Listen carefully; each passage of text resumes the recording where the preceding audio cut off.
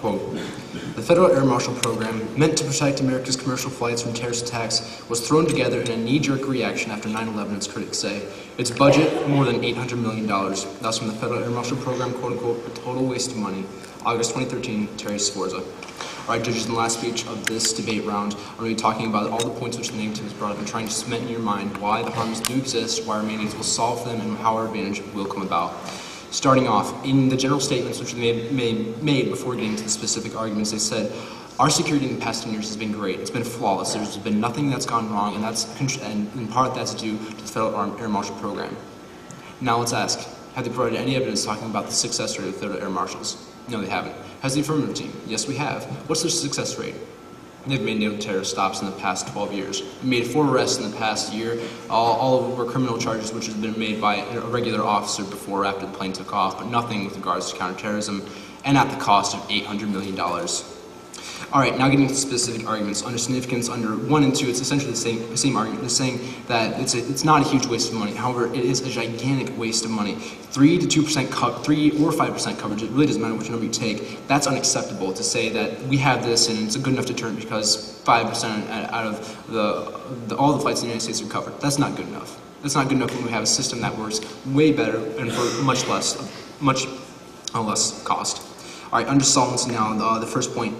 Again, the difference comes with the coverage. It's not necessarily that the training is any different. We don't care about the training. The training is exactly the same, essentially. The point is that instead of having 3 or 5% coverage, you can have the 100% of flights covered under the Federal Flight Deck Officer Program with the affirmative team's case.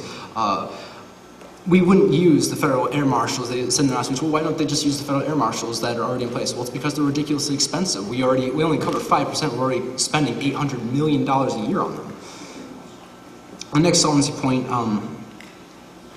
they said, well, the Federal Flight Deck Officers and Federal Air Marshals have to work together. They must work together to be effective. But in the evidence throughout all the speeches they made, they never explained why exactly that is. The Federal Flight Deck Officers already, in most cases, it would be improbable taking a single flight to think that, oh yeah, you're gonna have a Federal Flight Deck Officer and a Federal Air Marshal officer on this deck, because Federal Flight Deck Officers cover about 5% of all flights in the United States, and then if you want to take the negative team's number, that's fine. The Federal Air Marshals cover 5%. They're already, the vast majority of the time, they're already not operating together. To say that they have to be together to operate correctly, that doesn't make any sense. They provide no reason why the Federal Flight Deck Officers won't work together, and compared to all the affirmative evidence from, be it pilots, researchers, or even politicians that have said the Federal Flight Deck Officers are way better in effectiveness and cost than the Federal Air Marshals.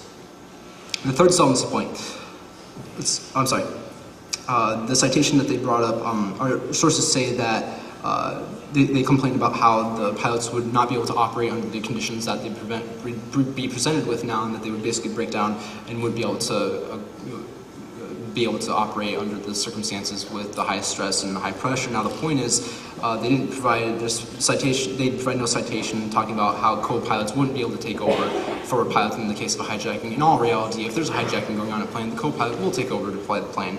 Our sources representing over a quarter of all pilots in the United States talked about how the Federal Flight Deck Officers is a good program and how it should be fully funded and made a requirement instead of just partially funded, actually slashed in funding, and promoting the Federal Air Marshal Program instead. That's not what the organizations of pilots themselves have said with regards to this matter.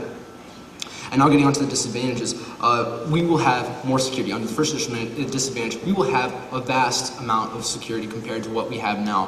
5% of flights is an unacceptable rate when you're spending $800 million on a program that has done nothing. It will never do anything because they're ineffective. And all the quotes that my partner brought up talking about the ineffectiveness and the inefficiencies within the system itself, those all need to be taken in consideration and compared to the new system which the affirmative team is proposing, which will cover 100% of flights. Each pilot it won't be just the pilot himself on a plane. It's going to be several people who he can rely on if something does go wrong. So in that sense, you're going to have more coverage and more security.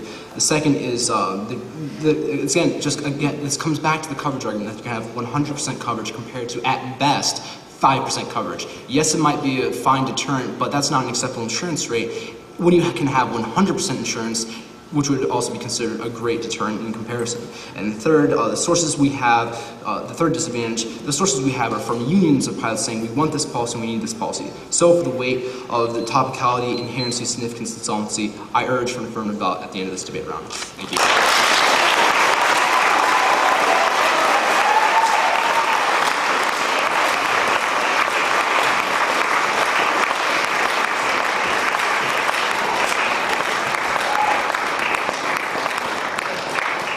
Fifth place team debate, Paul Knutson. Fourth place team debate speaker, Benjamin Bolzmann. Third place team debate speaker goes to Curtis Dupree. Second place team debate speaker goes to Leah Bolzmann. And our first place team debate speaker at this tournament is Andrea Mori. At this tournament, we are awarding up to fifth place team debate speaker, excuse me, not team debate speaker, fifth place team, this is late. Fifth place team debate, that would be the team of Garrick Anderson and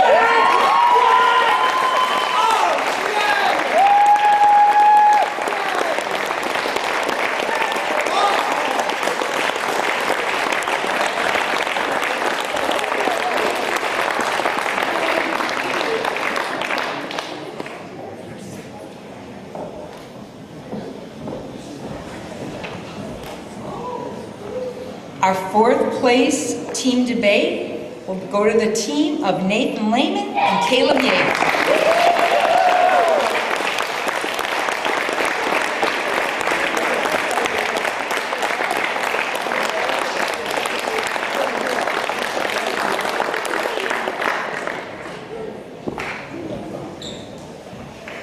Nobody's appreciating how this is really moving. We keep thinking it's going to tip. Okay, our third place team debate is Jake Hedlund and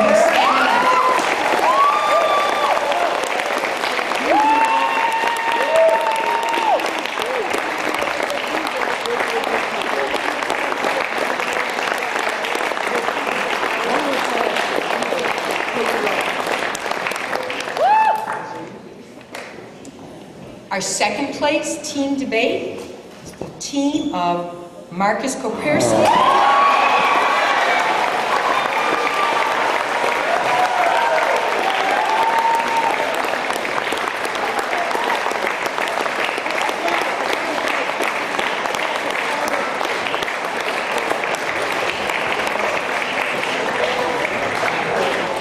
And our first place team debate in a vote of 4 negative to 3 affirmatives. This is a close round.